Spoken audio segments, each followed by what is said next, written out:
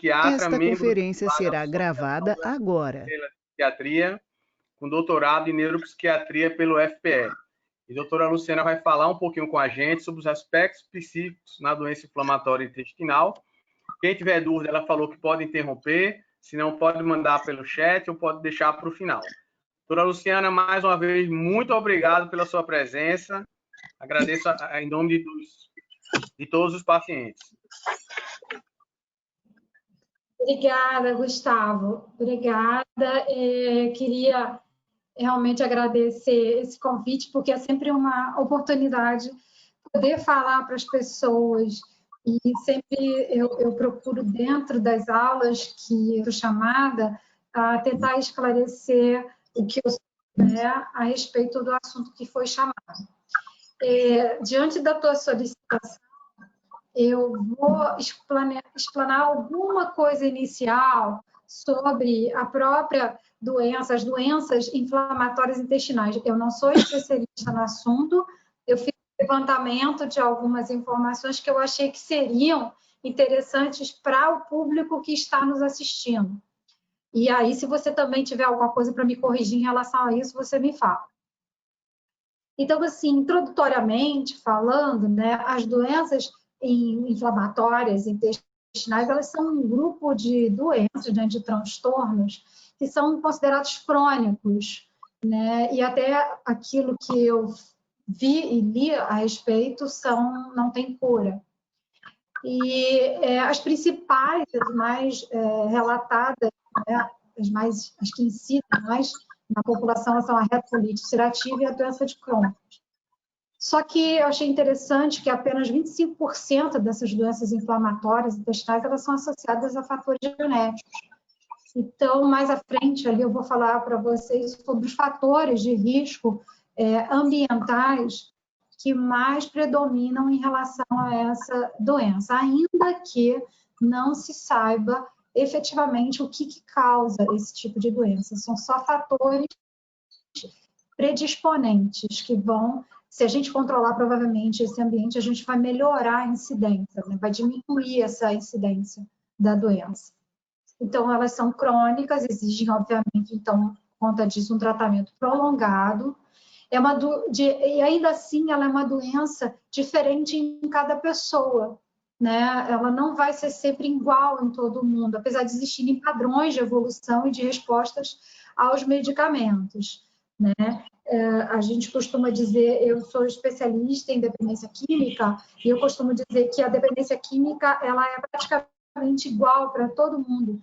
Ela é uma doença muito democrática, quando ela surge, a pessoa pode ser rica, pobre, ter mais condições de educação e de instrução do que outras, e, no entanto, ela vai realmente aparecer da mesma forma. E parece que essas doenças inflamatórias intestinais não são assim, elas têm uma gama enorme de sintomas, daí talvez seja a dificuldade de identificá-la tão rapidamente.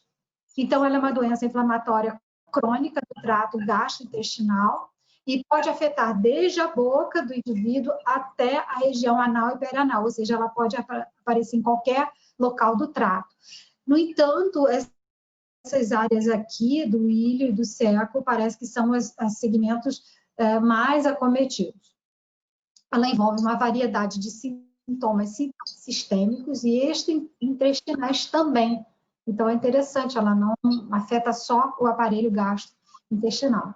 Suas complicações são caracterizadas pela formação de ulcerações, fístulas, estenoses e granulomas, mas também podem causar complicações fora do trato gastrointestinal, tais como erupções na pele, artrite e inflamação nos olhos. Então, vejam que complicado deve ser dar um diagnóstico mais precoce desse tipo de doença. Mas, ainda assim, os sintomas mais predominantes são a diarreia, que ela pode vir associada à dor abdominal, perda de peso, naturalmente, febre, abscessos ou fístulas. Por ser uma doença que afeta tantas áreas do organismo de uma forma crônica e prolongada, ela vai afetar a saúde física e psicossocial dos pacientes. Ela pode, inclusive, alterar muito a rotina dessas pessoas, levando a uma queda da qualidade de vida e do bem-estar dessas pessoas. Então, vamos falar só um pouquinho em algumas características da doença, a incidência e a prevalência delas, como o Dr. Gustavo já falou, vem aumentando, né, afetando milhões de pessoas em todo o mundo. Aproximadamente 1,6 milhões de pessoas nos Estados Unidos são afetadas por essas doenças. A prevalência ainda é maior na Europa Ocidental, porém, tem havido um aumento dessa incidência nos países em desenvolvimento, como a América do Sul, Ásia e Europa Oriental. Ela acomete ambos os sexos, ela é mais comum em brancos e judeus, e elas são mais prevalentes na segunda ou terceira década de vida, ainda que eu dei uma olhada na classificação da própria doença de Crohn, e ela inclui desde pessoas adolescentes até idosos, né? Então, ela só é mais prevalente nessas décadas, né? Entre os 20, 30, 40 anos de idade, mas não quer dizer que ela não pode ocorrer mais cedo ou mais... Em relação à questão genética, há um maior risco quando há casos na família, né? Então, assim, dá para começar também a pensar a respeito de ter um problema familiar e a pessoa vir a ter esse problema também, se ela tiver pais, avós com esse tipo de questão. Então, como eu falei para vocês anteriormente, os fatores de risco ambientais, eles têm sido cada vez mais destacados nos estudos, tem sido valorizada a questão do indivíduo quando ele se expõe a determinadas condições, por exemplo, o próprio tabagismo. Quando o indivíduo tem uma dieta rica em ácidos graxos saturados e carne processada, né? Então, os famosos frios, né? Aquelas carnes acondicionadas, né? Mortadelas, salsichas, essas carnes que são muito, extremamente processadas e que pouco tem de carne ali dentro, né? Alguns medicamentos também podem interferir como fatores ambientais, que principalmente os antibióticos, anti-inflamatórios não esteroides, as estatinas, que são aquelas medicações usadas para colesterol, e os anticoncepcionais.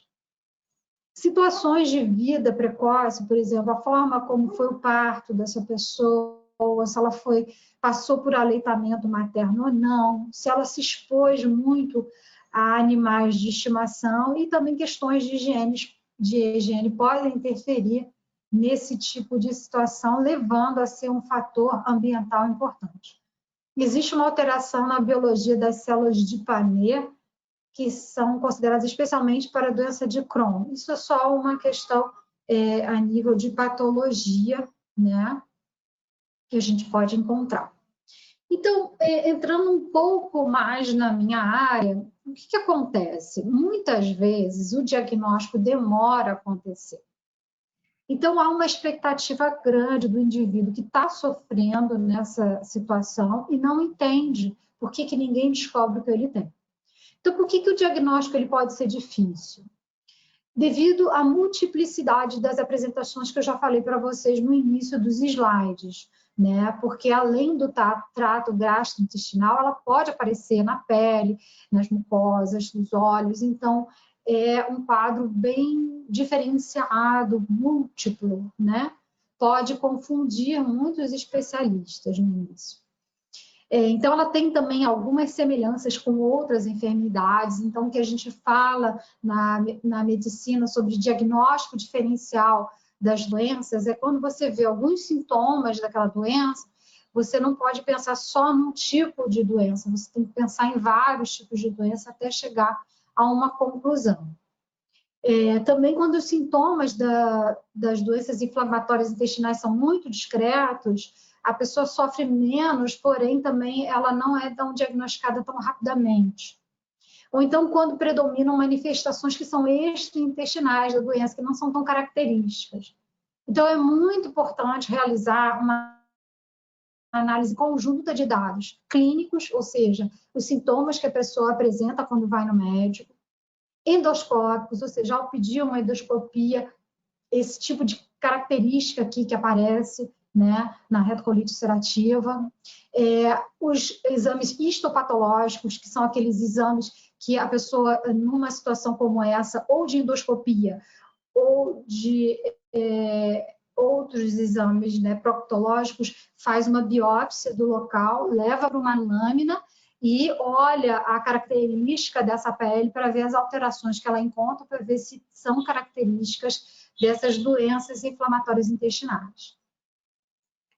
Então, entrando um pouco mais no quadro que eu me propus a falar para vocês, né, seria o delineamento do quadro psíquico que a pessoa vai apresentar nessa situação. Então, a primeira coisa que eu fiquei pensando é como é que a pessoa que está sofrendo com esse problema recebe a notícia. Porque se de um lado é muito complicado você lidar com a possibilidade de não ter um diagnóstico, de ficar pesquisando, estudando, indo a médicos e não encontrarem a solução, ou pelo menos a descoberta do seu problema, como é que é receber a notícia em si? Né? Então, a tendência da pessoa é ela se questionar logo de cara, como é que eu fui ter isso? Por que isso está acontecendo comigo? Por que logo comigo? Por que essa doença ela é tão pouco conhecida? Por que eu tive que ficar procurando tanto até descobrirem o que eu tenho? Será que é verdade que o médico me falou que ela não tem cura? Será que esse médico, ele sabe, ele entende realmente desse assunto? Será que eu devo procurar outros médicos que entendam realmente disso que está acontecendo? Será que eu encontro informações confiáveis na internet? Isso é uma pergunta que muita gente se faz, né? Eu tenho pacientes que chegam, às vezes, no consultório, eu pergunto assim, o que você está sentindo? Por que você veio procurar um psiquiatra? A pessoa olha para mim e diz assim, porque eu tenho pânico. Ela já vem com um diagnóstico prévio que ela relata ter, porque ela provavelmente, muitas vezes eles me relatam isso, procuraram na internet e viram que os sintomas tinham a ver com isso que eles estavam sentindo. E ainda eu tenho uma tendência a dizer o seguinte, vem cá, me conta o que você está sentindo. Como é que isso apareceu? Desde quando você tem isso? O quanto isso está interferindo na sua vida? Muitas vezes não é aquele diagnóstico que ele achava, tá? Muitas pessoas acreditam ter determinadas doenças, procuram na internet e se baseiam nisso, por não serem médicas, acreditam a chegar a uma conclusão que não é aquela da realidade. Outra coisa que acontece na internet são informações catastróficas, né? Você começa a colocar sintomas ali, você pode ter desde febre, pronto, você tem. Bom, hoje em dia febre é igual Covid, né? Você coloca ali, já está com Covid. Mas febre pode ser desde uma infecção fácil de contornar, quanto uma pneumonia, uma situação mais grave. Então, a gente tem que ter muito cuidado com as informações na internet. Até para procurar informações na internet, você já tem que ter um nível de conhecimento. Outra pergunta que a pessoa começa a se fazer, o que eu faço para conversar com pessoas que têm a mesma doença que eu? Porque há uma necessidade natural de eu tentar entender o que está acontecendo comigo e se as pessoas que estão sofrendo o mesmo problema têm a mesma dificuldade do que eu, né? Ou sou só eu que estou sentindo isso? Só eu que tenho essa tendência de achar que é mais difícil, né? Então, as pessoas ficam se questionando o que elas devem fazer, elas ficam com muita dúvida, né? E também ficam muito chateadas porque elas acham que demoraram muito para fazer o diagnóstico. Não é todo mundo, né? Quem sabe, quem é que tem a chance, por exemplo, de encontrar um doutor Gustavo Lima pela frente, né? Que estuda, que se dedica, que tem preocupação de atender o paciente com qualidade. Provavelmente, muitas das pessoas que têm esse problema saíram né, o que a gente chama de doctor shopping, né, vão passando por médico atrás de médico, em geral, muitos médicos que dão só sintomático, a pessoa diz que está com diarreia, toma aí uma medicação para diarreia, um Floratil, alguma coisa, e vai levando, e vai tocando, não entra muito no assunto, não procura estabelecer um contato mais direto com aquele problema. E aí, o que acontece? Aparecem coisas que são muito comuns com todos os indivíduos. O que eu vou falar agora para vocês envolve todos nós. Qualquer um de nós que recebe uma notícia ruim de doença, tá? E que interfere muito na nossa vida, a tendência é a gente, no início, entrar em desespero, tá?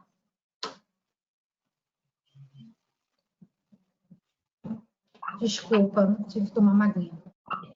Dificilmente uma pessoa recebe uma notícia de que tem uma doença crônica de forma tranquila, né?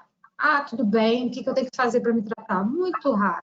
Em geral, uma pessoa que faz isso, ela está, na verdade, negando o problema que ela tem. Ela não está levando em consideração que aquilo é efetivamente grave, ou complicado, ou complexo, ou difícil de tratar, ou demorado, tá?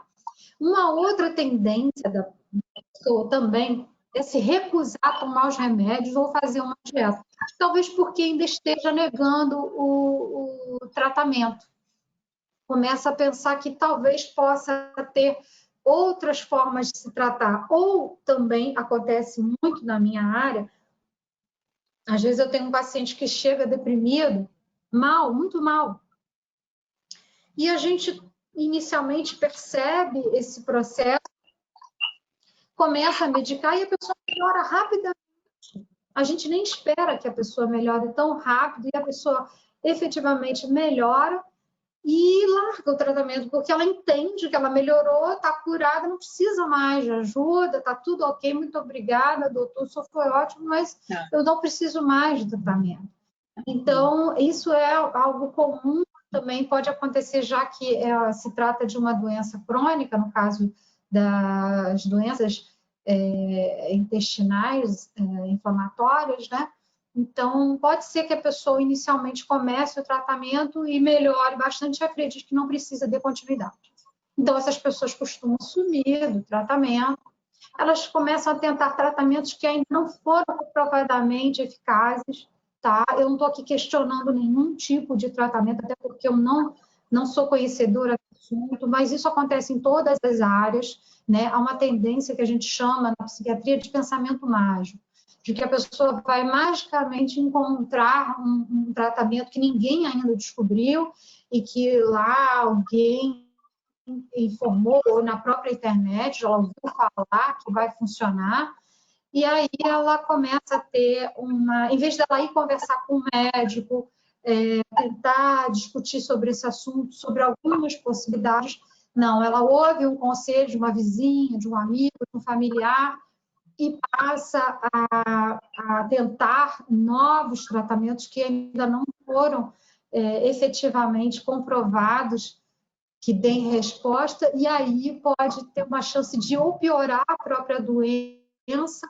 ou não resolver e a coisa se prolongar mais do que deveria. E aí, o que acontece em relação a todas as doenças, tá? Isso eu não estou falando especificamente sobre a retocolite, eu estou falando em todas as doenças que, em geral, são mais crônicas, são mais difíceis de tratamento. A partir de um determinado momento, o indivíduo ele passa a ter dois tipos de reação. Ou ele aceita a doença, ele segue o tratamento, e dentro das possibilidades atuais, ele consegue efetivamente ter uma resposta, um controle razoável, ou ele começa a se angustiar muito, ele entra em processo de adoecimento psíquico. Então, quais são os tipos principais de adoecimento psíquico? No caso das doenças inflamatórias intestinais, quando os pacientes eles são acometidos por crises de dor decorrente dessas lesões provocadas pelas inflamações, e sofrem grande desconforto físico nas crises de diarreia, de cólicas abdominais e vômitos, essas experiências associadas à própria cronicidade da doença, porque não são sintomas agudos, mas de caráter crônico, porque elas vão se mantendo ao longo do tempo, né? Isso tende a provocar uma grande tensão na vida desse indivíduo, tá? E muitos podem desenvolver algumas doenças, alguns transtornos psiquiátricos, tá? Transtornos de ansiedade, transtornos de depressão, transtornos que envolvem muitos medos, começam a ter fobias, começam a ter muita insegurança, tem até quadros de estresse pós-traumático, porque passaram por graves traumas envolvendo os sintomas dessas doenças e passam a evitar determinadas situações, né? Ficam extremamente frustrados. Então, é muito importante verificar que essas situações, elas podem ocorrer nesses quadros.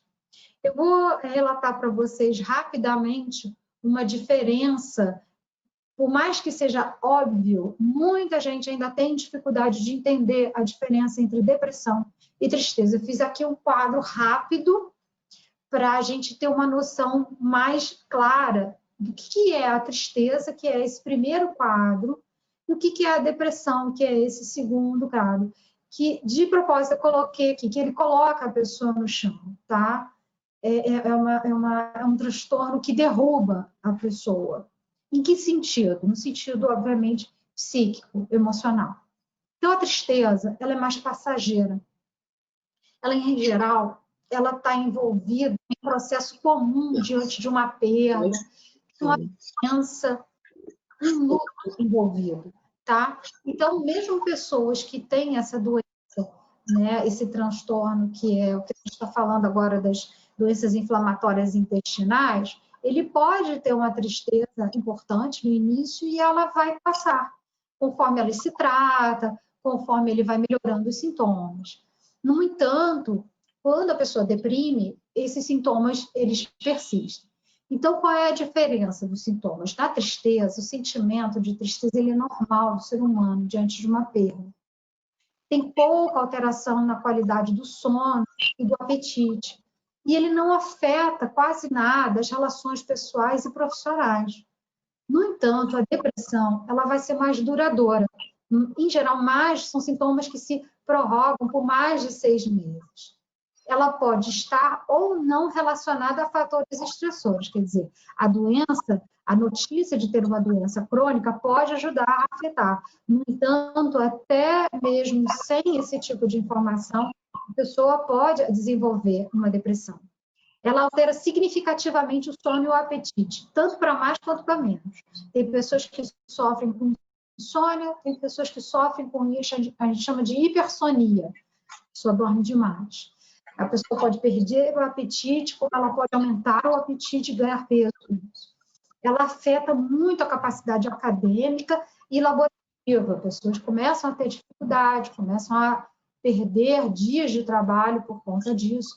Prejudica bastante as relações interpessoais, tá? Com familiares, amigos, cônjuges, né? E existe uma tríade na depressão. Eu costumo dizer que ela é quase certa de acontecer. A maior parte das pessoas que relatam desânimo, irritabilidade e impaciência num nível que é longo, por mais de 6 meses, e que está interferindo na própria capacidade dela de lidar com o dia a dia, a gente pode já diagnosticar como uma depressão. E aí a gente vai falar do outro lado da questão. Então, diante desses problemas, como é que a gente consegue resolver ou tentar melhorar essa condição, né, dentro da área emocional? Então, ficar emocionalmente bem depende da estrutura e da personalidade da pessoa. A gente sabe que existem pessoas que têm uma tendência de personalidade a não serem tão emocionalmente bem estruturadas. Ainda assim, a gente também sabe que se a pessoa não estiver emocionalmente bem, a doença ela pode trazer prejuízos para a autoestima e alterar, então, toda aquela estrutura psíquica daquele indivíduo. Tá? Então, é muito importante a gente tentar trazer essa pessoa para um bem-estar psicológico. Isso ela pode obter através de um suporte médico especializado. No caso das doenças inflamatórias intestinais, isso deve ser multiprofissional, deve envolver vários tipos de profissionais, tanto psicologistas quanto clínicos, proctologistas, psicólogos, se necessário, psiquiatras. E o apoio social de amigos, de família, também é essencial nesse caso. Então, eu separei aqui 2 estudos rápidos para a gente dar uma olhada como é que está sendo estudado a questão dessas doenças na área psiquiátrica e psicológica. No caso do estudo da oscilação de humor em pacientes com doença de Crohn, a gente tem aqui que o fenótipo inflamatório ele foi mais comumente encontrado, em 86% das pessoas. 36% dessas pessoas tinham uma história prévia de cirurgia relacionada com doença de Crohn. Então, elas já, a partir de uma cirurgia inicialmente feita. 82% estavam em remissão clínica quando foram incluídos no estudo. Então, essas pessoas que foram estudadas com oscilação de humor, elas, na maior parte das vezes, elas já estavam em remissão, já estavam se tratando, e ainda assim elas apresentaram oscilação de humor. Ela aconteceu em mais da metade dos pacientes.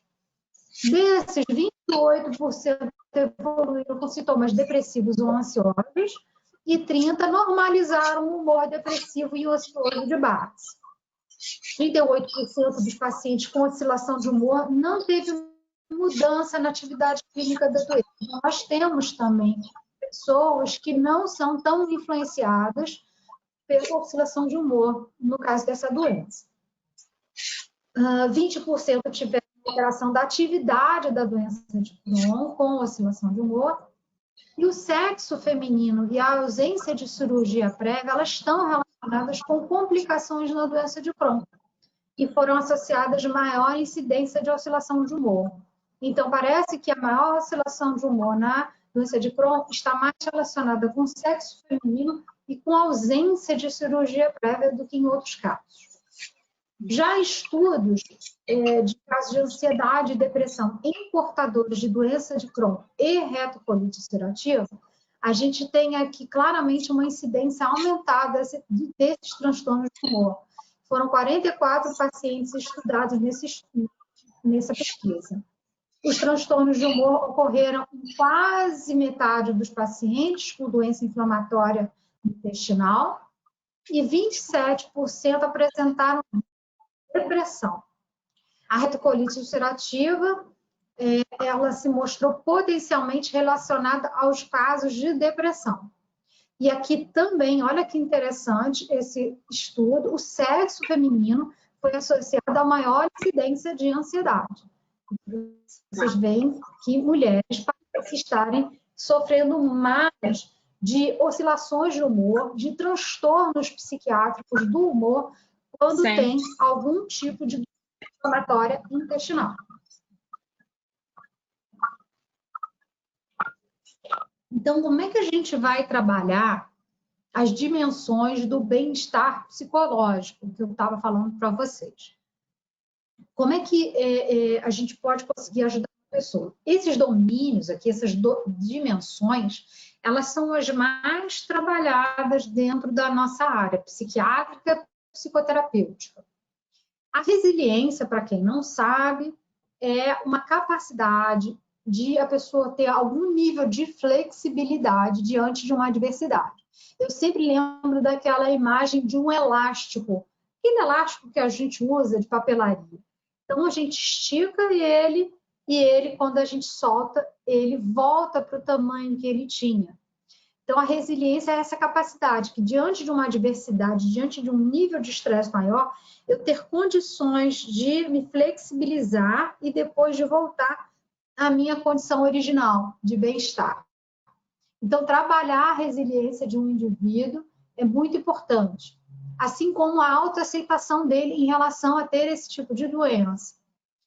Outra coisa muito importante é a gente trabalhar um propósito de vida. A pessoa não deve ficar focada só no fato de ter uma doença crônica.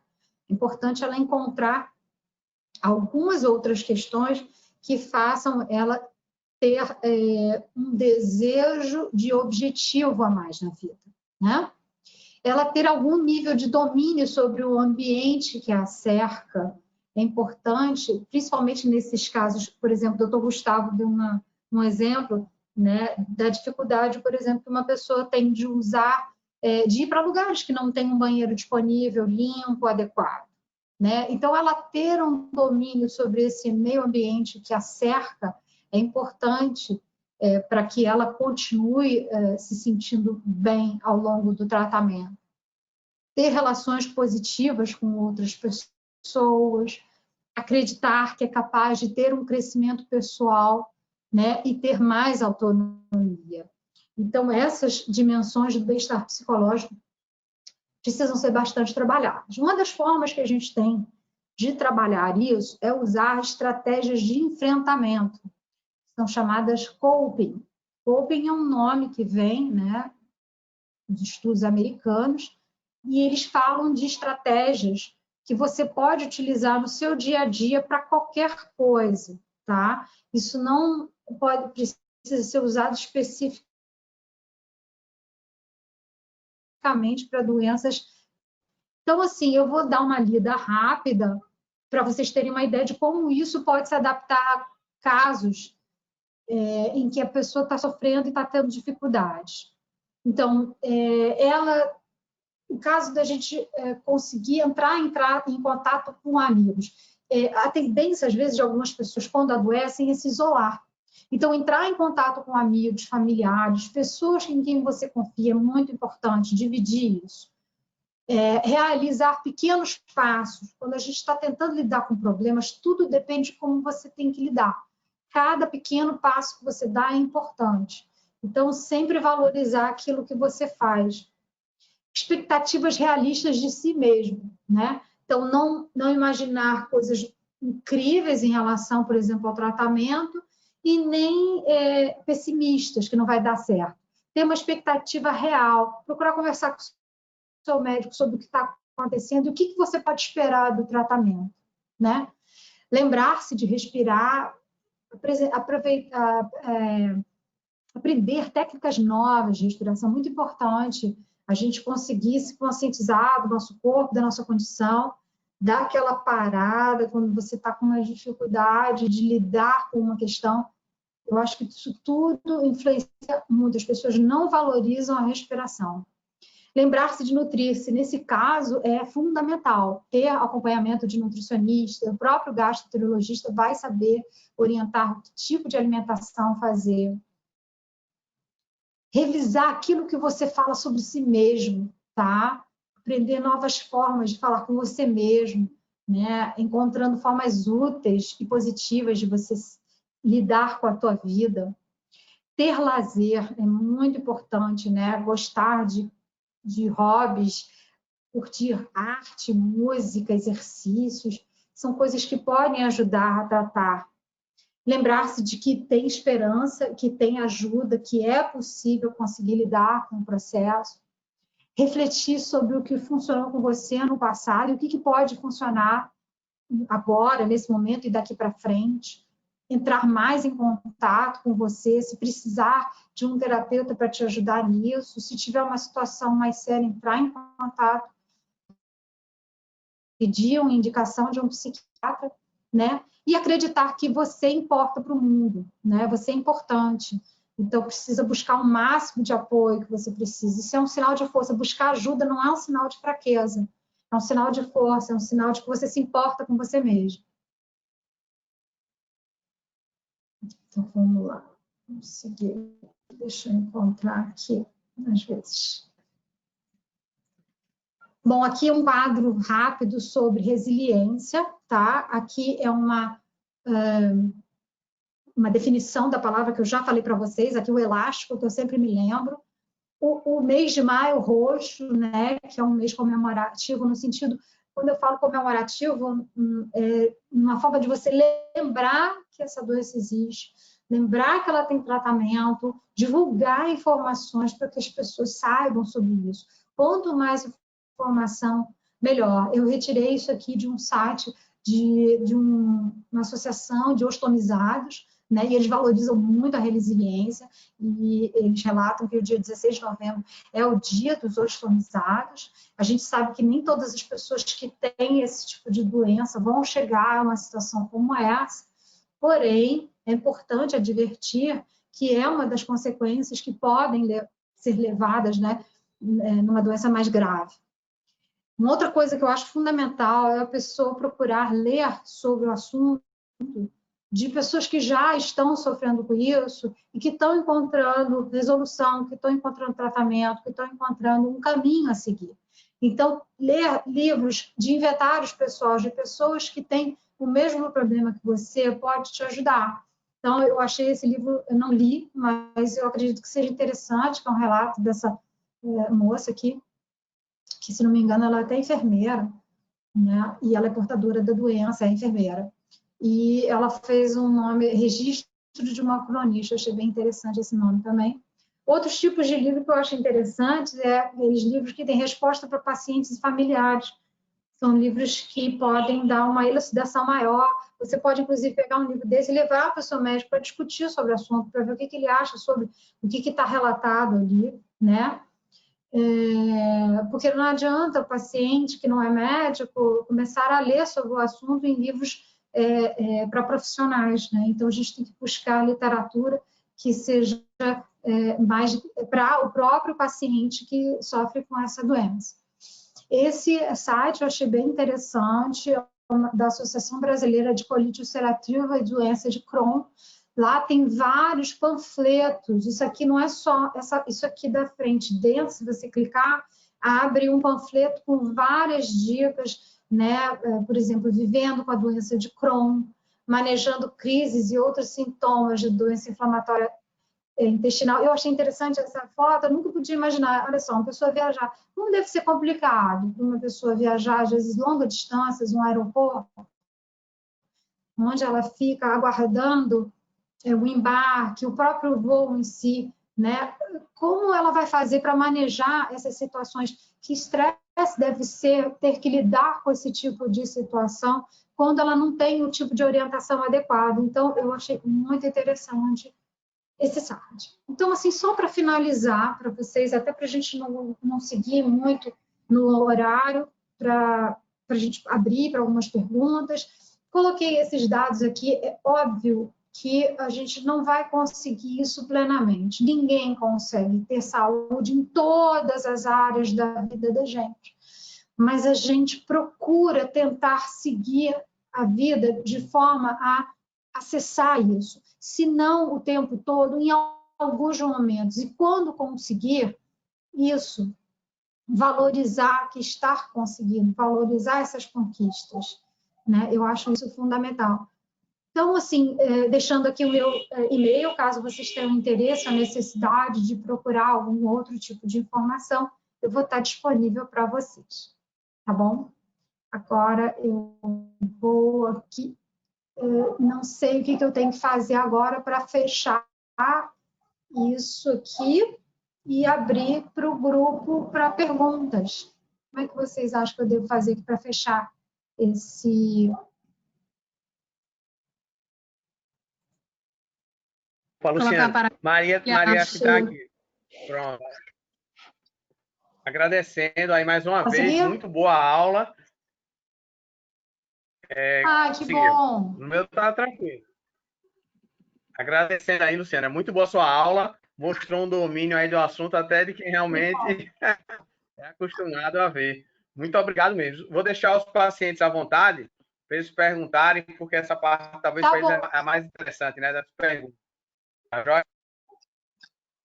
Tá, ok. Doutora, eu tenho uma pergunta, tá me ouvindo?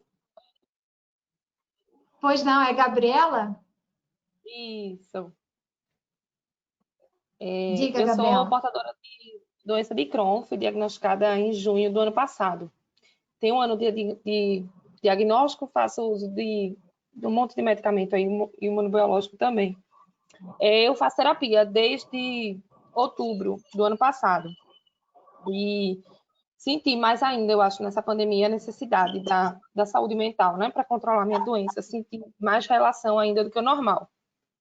A minha dúvida é que, assim, se eu sentir que isso tá me pesando mais, a busca por um psiquiatra em vez do psicólogo é minha ou é uma orientação da minha terapeuta?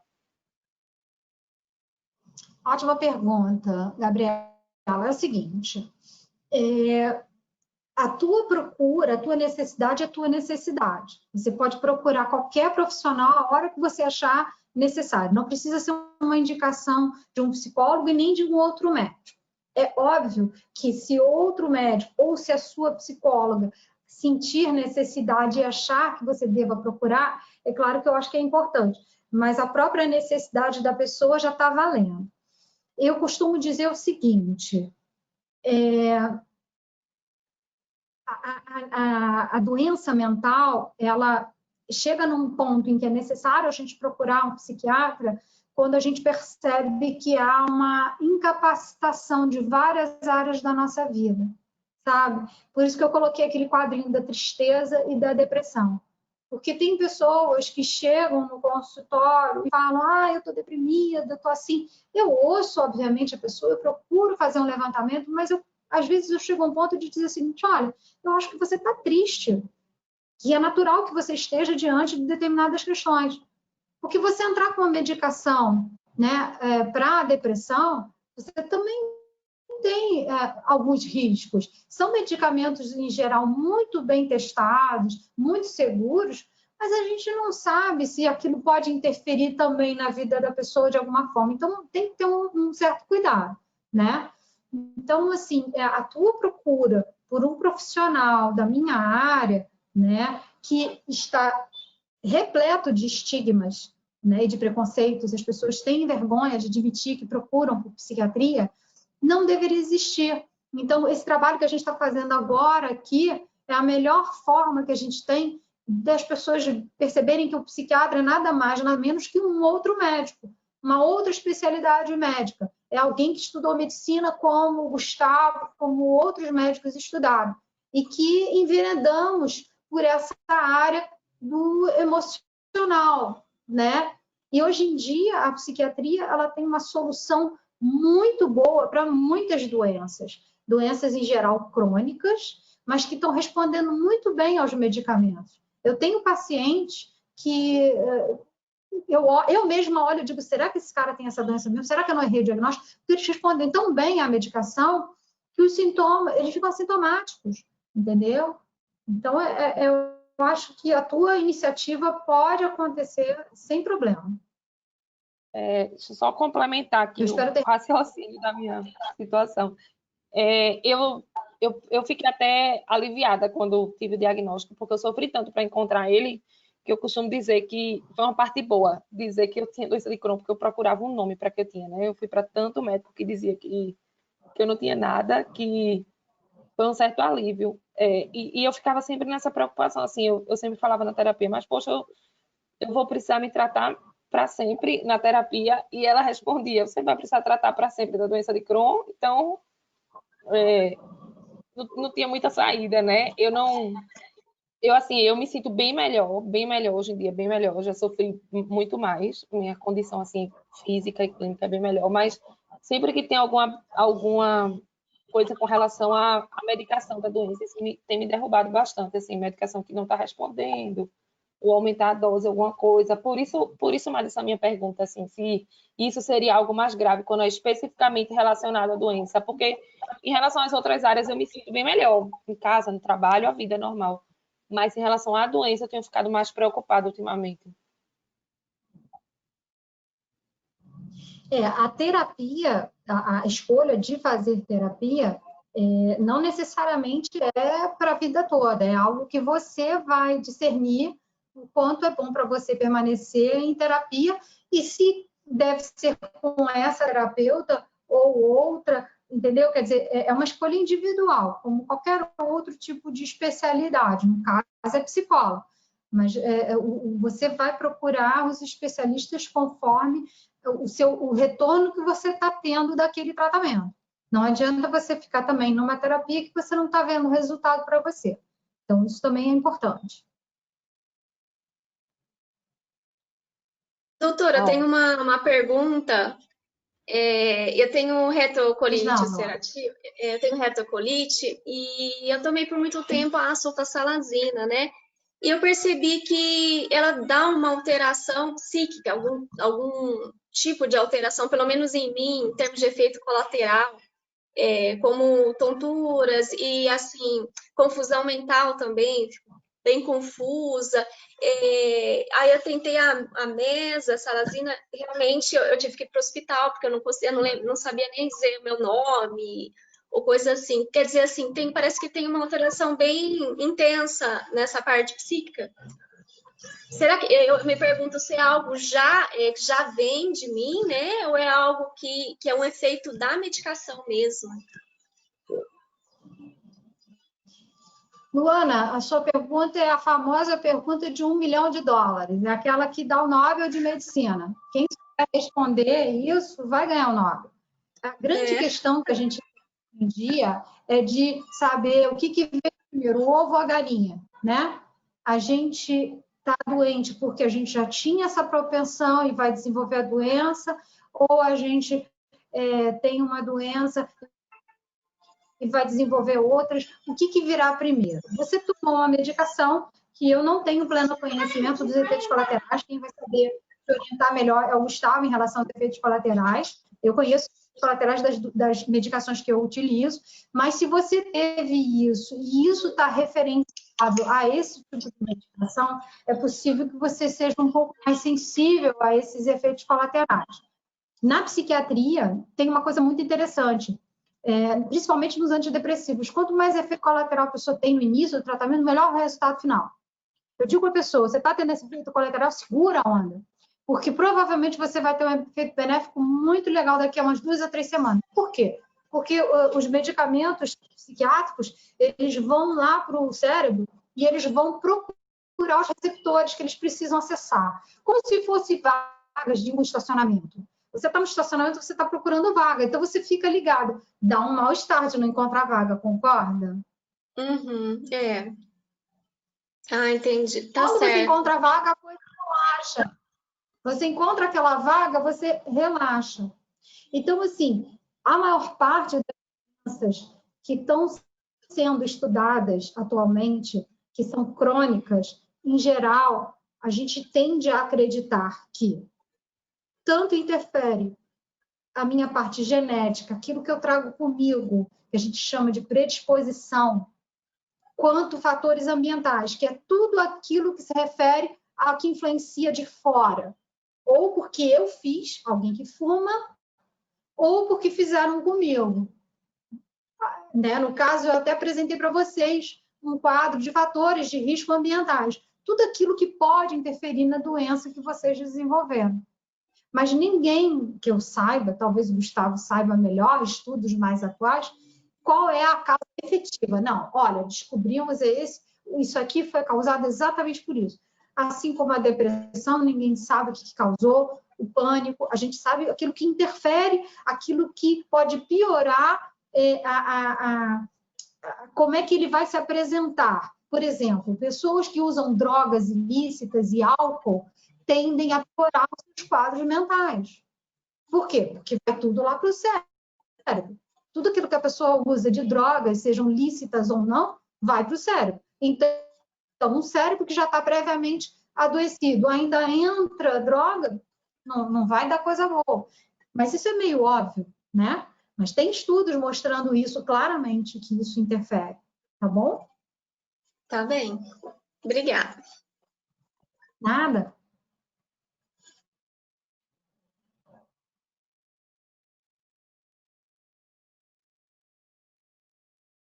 Mais alguém tem perguntas?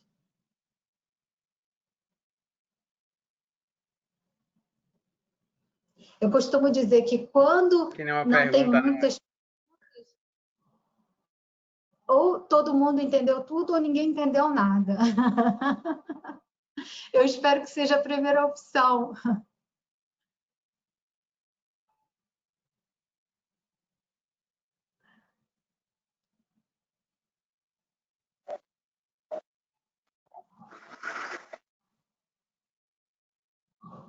Tem mais alguém que queira? Maria, você acha que tem alguém que quer fazer pergunta? Não sei, no chat tem alguma pergunta? Eu não sei se eu abri aqui o chat ou não. Não tinha nenhuma pergunta, não. Não. Não? Agora eu olhei. Oi.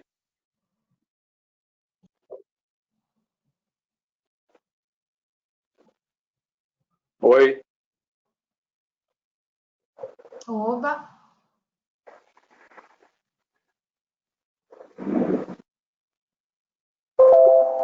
Ah, estamos ouvindo. Alô? Alô, Alguém Gustavo. Maria Cleonice. Assim, não é nenhuma pergunta, é só mais um desabafo mesmo, assim, porque eu já não sofro tanto, não é por conta da doença, né? O meu desconforto, a minha preocupação, o que eu sofro mais assim, é saber se eu posso transmitir isso para o meu, não transmitir, mas que pelo fato de eu ter, meu filho venha a ter também. Então, isso é uma coisa que me afeta muito, meu psicológico. Eu fico muito traumatizada com isso. E às vezes, assim, eu me pego muito ansiosa e muito preocupada com isso. Então, eu vejo que o meu psicológico, ele às vezes não está afetado diretamente com a minha doença, mas em eu ter e possivelmente o meu filho venha a ter. O que me prejudica mais, assim, o meu fato psicológico é mais isso. E às vezes eu procuro fazer isso aí que a senhora disse, trabalhar a minha respiração, né? E também trabalhar o fato assim, não, está tudo bem hoje, não vou me preocupar com isso agora, isso é coisa que vai passar. Mas aí, assim, é uma coisa que fica um pouco difícil da gente controlar, porque é aquela coisa que diz, você não manda na sua mente, né? As coisas chegam para você e você, às vezes, não tem o controle daquilo, como pensar, como tirar aquilo da sua mente. Então, o que eu tenho mais trabalhado é nesse lugar aí da respiração, de agradecer mesmo, assim, não, até agora está tudo bem, eu tenho meu filho, ele está bem, não vai acontecer nada. Eu procuro mais trabalhar por esse lado aí. E assim, as suas palavras, né? A sua aula, digamos assim, foi ótima, nos ajudou realmente muito. Foi a sua primeira opção, ou entendemos ou não entendemos nada. Eu creio que a maioria, né, por estar calado, foi porque realmente entendeu, porque foi ótimo, né? Está sendo ótimo, Obrigada. de fato, esses Obrigada. encontros com vocês. Nada. Você me Pronto. permite uma observação, Cleonice? Sim, com certeza. Eu tenho um exercício que eu gosto muito de fazer, porque eu também sou psicoterapeuta, né? Eu tenho um exercício que eu gosto muito de fazer com os pacientes, porque isso que você me passou agora, a gente chama de pensamento catastrófico, né? Ou catastrofização. Né? Então, porque você parte do pressuposto que você seria a única capaz de transmitir uma doença para o seu filho e que nada mais no mundo interferiria nisso, só a sua genética, vamos dizer assim, quando a gente sabe que tem vários fatores. Então, eu costumo fazer um exercício com os pacientes que é o seguinte: faça uma pergunta, toda vez que vier esse pensamento para você, faça uma pergunta para você mesmo. Cleonice, quais são as evidências que você tem de que é a sua genética única e exclusivamente que vai gerar problemas na vida do seu filho? Quais são as evidências que você tem de que você só transmite as coisas ruins da sua genética para o seu filho? Será que você não transmite nada de bom também? Que bom. Então, assim, comece a fazer, sempre iniciar a frase: quais são as evidências que eu tenho de que isso realmente está acontecendo, ou que vai acontecer, porque no teu caso você está prevendo. Então, quando você começar a fazer essa pergunta, você vai perceber que a resposta é: eu não tenho evidências. Então, não vale a pena eu gastar meu tempo pensando nisso. Corta o teu pensamento. Tá? E aí começa a pensar em coisas efetivas. Até, vamos lá, vamos seguir nisso aí. E se seu filho tiver? Que bom que ele está tendo com uma mãe que tem, que já sabe o caminho das pedras. Olha que maravilha. Vai nem precisar procurar muito médico. Vai lá no doutor Gustavo, lá. Doutor Gustavo. Aqui, ó, estou trazendo mais alguém. Seguindo aqui a característica familiar. E aí ele vai até poder te dar o diagnóstico e dizer assim, não, não é isso. É parecido, mas não é. Entendeu? Ou então, não, é sim, vamos fazer um exame e tal. Pô, beleza, maravilha, você já conhece a doença, é horrível, não é legal, a gente não deseja nunca isso para um filho. Na psiquiatria, vou dar um exemplo do que eu conheço para você ter uma noção. Existe uma coisa chamada o estudo genoma, né? Projeto Genoma no Brasil, um projeto bacana, que ele estudou a cadeia genética, né? E viu a localização de algumas doenças na cadeia genética da gente. Cara, a psiquiatria é um negócio impressionante.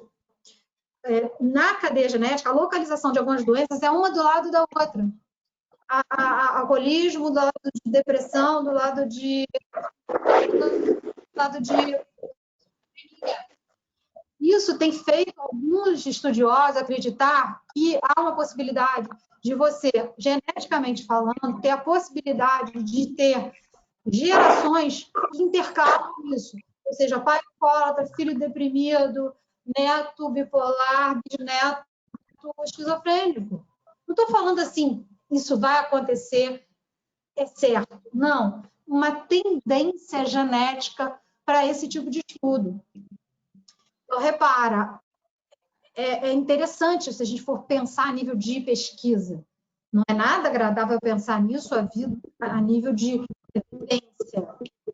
Mas eu vou te falar, é uma coisa muito comum da gente enxergar em familiares, tá? Eu tratei de muito dependente químico, que o pai era deprimido, que o avô era bipolar. Aí você começa a juntar as coisas. Isso está fazendo algum sentido. Não é uma coisa certa de acontecer, não é uma evidência total, mas é uma probabilidade. Então, não vale a pena você se preocupar com isso agora. Se preocupe com aquilo que acontecer na hora que estiver acontecendo. Essa é a sugestão que eu dou. Covid está aí para ensinar isso para a gente. A gente está tendo que lidar com o problema aqui e agora. Ok, só para doutora. Tranquilizar um pouco, Cleonice. Só para tranquilizar, Cleonice, a chance é baixa. A chance é por volta de 5% da mãe transmitir para o filho. Se tiver o pai e a mãe com a doença, que não é comum, aí a gente teria uma chance um pouco maior. Mesmo assim, é uma chance baixa, gira por volta de 25%, 10% de você passar para o seu filho. E como a Luciana falou, é multifatorial. Não basta só a genética, tem várias outras coisas envolvidas. Tanto que esse aumento de casos que vem tendo no mundo, com certeza não é genético, são outros fatores que vem causando. Só para te tranquilizar que esse risco realmente é bastante baixo. Pronto, já vou começar a pensar positivo aí, já estou fora de risco, então. Obrigada, doutor Gustavo, obrigada, Luciana. Conversar com o médico que te esclarece, é muito legal isso. Mas a senhora também ajudou, muito obrigada aos dois. Tchau. Obrigada. Tchau. Tchau. Muito como é que sai? Doutora, tá me ouvindo? Oi? Tá me ouvindo, doutora? Eu estou ouvindo, mas não estou vendo. É Lilian? Oi, Lilian. Não? Tá aparecendo. Não. Apareceu? Sim, não. Nossa. Agora. Ah, eu vou rodar aqui, desculpa a ignorância. Estou rodando aqui para baixo. Filha. Eu tenho retocolite há 20 anos, mas eu nunca procurei nem um psicólogo, nem um psiquiatra. No começo eu até pensei em procurar, porque era muita informação, eu achava que eu ia enlouquecer. Mas depois eu fui me adaptando, fui me acostumando, fui entendendo, conhecendo a doença, e eu acho que assim, consegui reverter, vamos dizer assim. Consegui me adaptar melhor à doença. A partir do momento que a gente vai lá no HC, que são muitas pessoas lá no setor, né? Nas consultas, a gente começa a conversar com as pessoas e a gente vai falando, né? Vai dizendo, então fulano também passa, ciclano também passa, e assim a gente vai dizendo, poxa, não é só eu, não é só eu. Aí, assim, e também para agradecer aqui a presença de todos.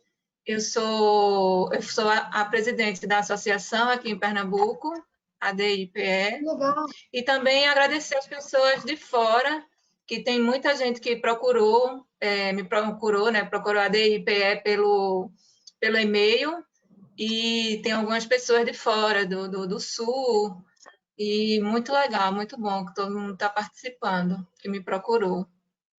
Aí é isso. Doutor Gustavo também, obrigada. Doutora Valéria, o Instituto Autoimune também. É isso aí. Eu queria fazer uma colocação rápida, Lilian.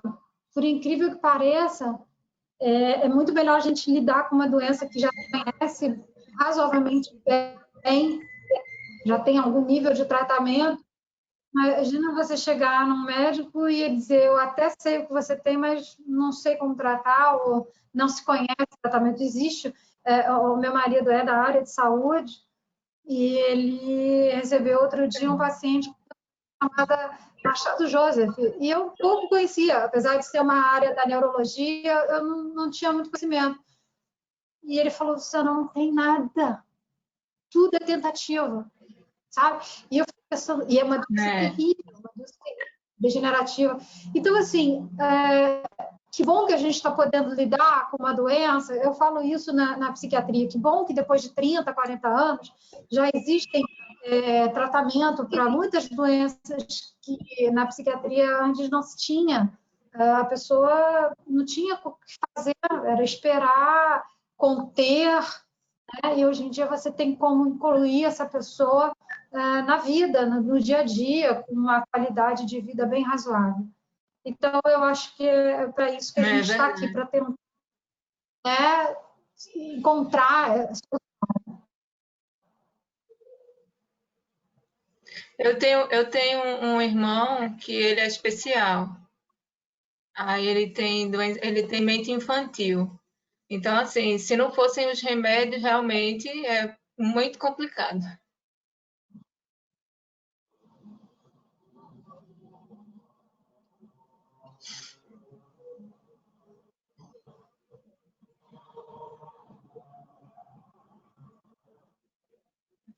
Acho que travou.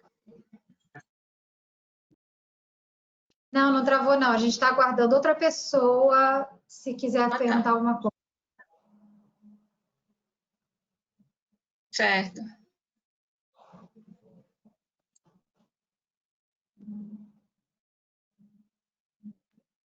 Uma coisa para a gente finalizando. Quem quiser comentar aí, aproveitar a doutora Luciana aí, veio dar uma ajuda aí para a gente. Então, acho que ninguém, né? Falou mais. Luciana, eu gostaria de agradecer bastante a sua participação. Sua aula foi muito boa, realmente. Acho que os pacientes também gostaram. E muito obrigado aí. Espero que a gente possa fazer uma parceria em outras ocasiões. Tudo em prol aí de nossos doentes. Agradeço em nome de todos, viu? Eu agradeço muito a oportunidade, Gustavo. Você nem me conhece. Eu acredito que você tem. Você me falou que foi o Léo, né? Leonardo Machado, que indicou meu amigo. Leonardo é um parceirão, a gente faz muita coisa junto e ele é uma pessoa muito solicitada. Então, provavelmente, se ele tivesse a oportunidade, ele estaria aqui te ajudando. E eu queria te agradecer, porque eu gosto de fazer isso, eu acho muito bom poder dividir. É diferente você apresentar um tema para o público que padece do problema do que um público profissional. E nessa troca, eu te agradeço essa oportunidade, foi muito legal. E, enfim, que precisar, estou aqui à tua disposição.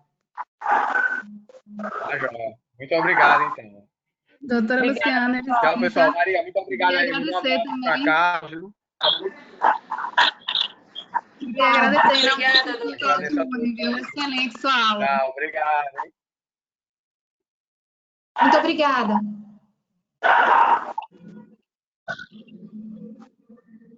Foi ótimo, gente. Oi, doutora Luciana. Também, eu achei bem legal mesmo, né? Eu acho que é um tema, assim, bem interessante de ser discutido entre portadores de doença autoinflamatória, né? Porque eu sei o quanto isso realmente mexe com o emocional das pessoas e é sempre, assim, interessante ouvir a opinião de um especialista para ajudar, né? Assim, eu tenho doença de Crohn já há mais de 20 anos também, mas, graças a Deus, essa questão psicológica está bem administrada. Eu estou bem tranquila com relação a isso e consigo conduzir bem a minha doença, sabe? E está tudo sob controle. No início, eu procurei um especialista, um psicólogo também, mas foi bem rapidamente. Eu pesquisei muito sobre a doença, procurei saber os meus limites, saber assim, até onde eu poderia, assim, até onde eu poderia ir, né? Enfim, as medicações, excelentes médicos. E a gente vai aprendendo, né? A gente vai aprendendo muito com o tempo e com as pessoas também que têm a mesma doença. E eu queria te agradecer, foi bem interessante. Fazia tempo que eu não escutava nada tão assim, específico, né? Nesse aspecto. E é isso, estou feliz de estar aqui hoje. Muito obrigada.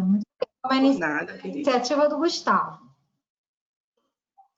Abraço. Ele saiu já, né? O doutor Gustavo já saiu, né? Ele saiu, sim. Já saiu.